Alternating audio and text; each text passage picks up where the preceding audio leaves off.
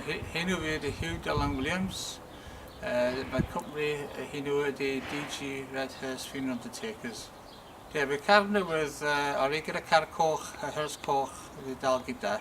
Ac cos fi'n proud Cymraeg, bach i Cymraeg.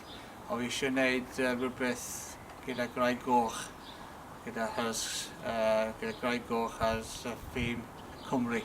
Ydw, wedi gael hwn yn newydd. Mae wedi cymryd 2 diwrnod i wneud. Ac mae barod i'n wneud gwaith rwan i bobl sy'n eisiau a eisiau car ffim. Ond fi sy'n wneud hwn yn Cymru a'n Lloegr.